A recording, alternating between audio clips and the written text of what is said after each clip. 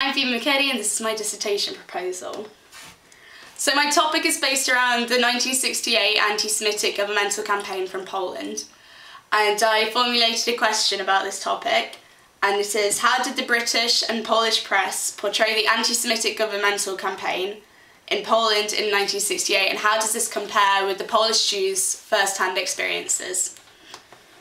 My statement of purpose. There's a lot of things that I want to find out throughout doing my dissertation, and these are the differences between what the British press say about the campaign and how the Polish Jews perceived the events.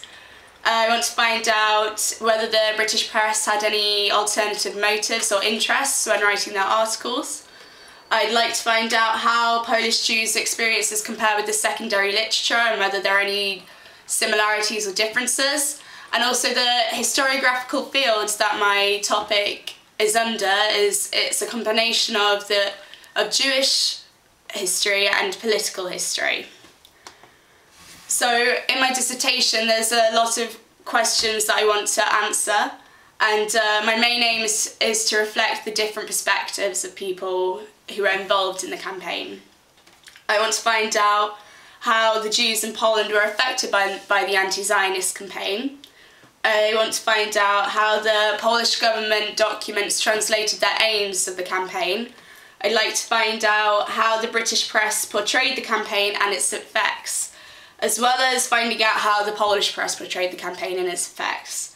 I'd like to find out how Poland's political situation at that time affected and developed the campaign, and how the Polish public viewed the campaign. So, contribution and why it's relevant to the historical scholarship. Although I found literature that engages with the British perspective, and also found literature that engages with how Jews perceived the events, such as autobiographies, I've not actually found any literature that engages with both the British perspective and how Polish Jews perceived the events.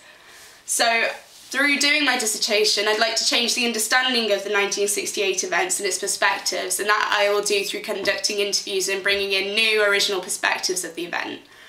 I will therefore widen an understanding of the existing literature that has not yet been developed sufficiently.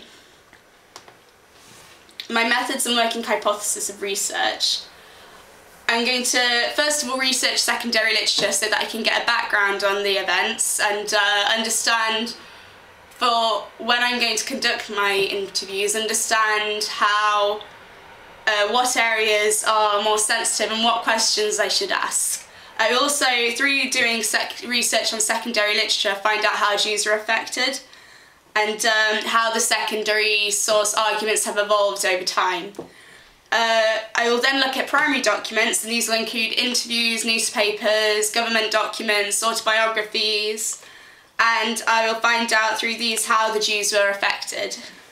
The sources I will then organise into specific themes, and I have to bear in mind the date at which the sources were produced, because a source that was produced closer to the campaign will have a different perspective and outlook to sources that have been published recently. And I will also look out for any similarities or differences between the secondary literature and the primary source literature.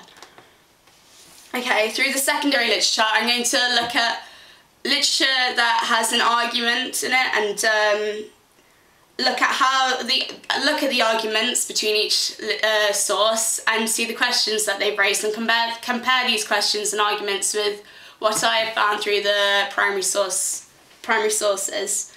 And the secondary literature will also provide a basis for some of the primary sources that I don't have access to, such as some of the government documents which may not have an English translation, so the secondary literature can provide a basis for this.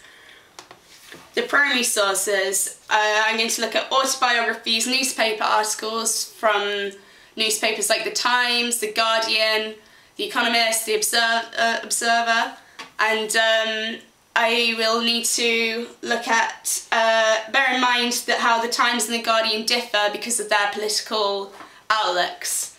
I will also look at interviews and websites recording the experiences, and I need to bear in mind the disadvantages and advantages of oral history, and the advantages of primary sources and disadvantages of primary sources. The advantages may be that they offer an immediate picture of the events of 1968, they reveal new information not found in secondary literature, and the newspaper articles at the time don't interpret the events with elements of hindsight. The disadvantages, however, are that they're representative of a specific time where following events aren't taken into account, they can be biased and one-sided, and can also have a limited outlook. Okay, that's my presentation.